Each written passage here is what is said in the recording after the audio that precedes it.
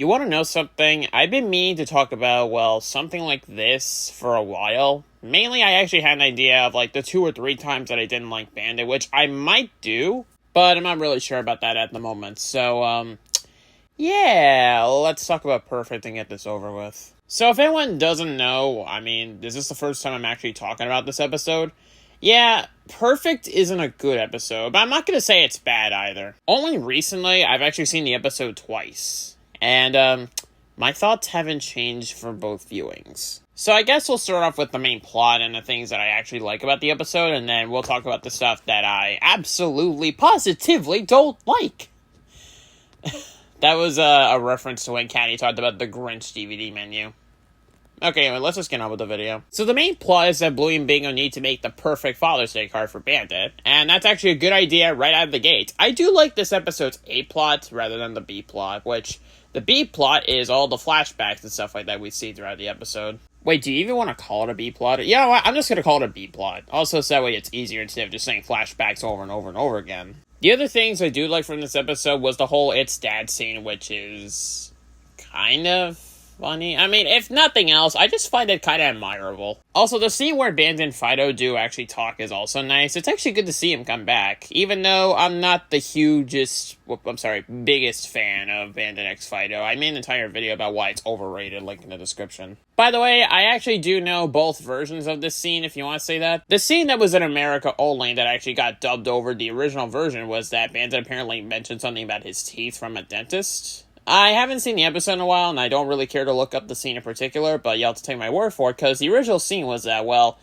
there was one scene that I kind of can't really recycle word for word, but Bandit mentions that, like, Chili wants to keep her options open. I mean, do you want another one of these things running around?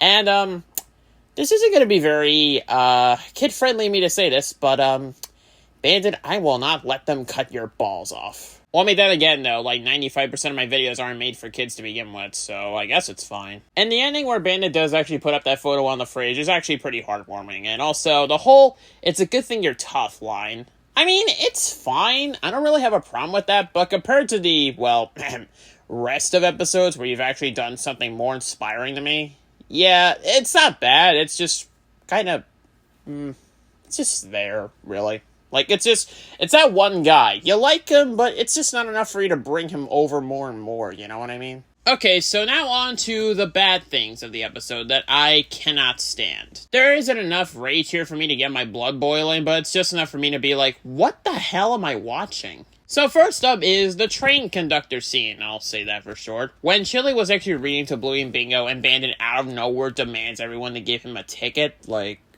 what? Who do you think you are, the tickets please guy from Rick and Morty? But in that episode, that actually makes sense, because, you know, Rick and Morty were on an actual train, and that was a real train conductor, so that literally does make sense. Now, you may think, oh, it's just a game, but Bandit popped up literally out of nowhere without having any kind of context, and just demanding all 3 of them for a ticket. And when Bluey didn't have said ticket, Bandit threw her off the couch and onto a beanbag chair. Why? Like, if that beanbag chair wasn't there, you could have seriously hurt your daughter, Bandit. I hope you're happy with yourself. That was just him being completely and utterly stupid at that point. But, oh, it gets worse. Now, I will admit this was an accident on his part, and he does actually feel remorse, unlike that previous scene. While Bandit gently tosses Bingo onto his bed, Bingo accidentally jumps off it and then hits herself on the floor, which, yeah, I could definitely tell he does feel actual remorse here compared to the other stupid scene.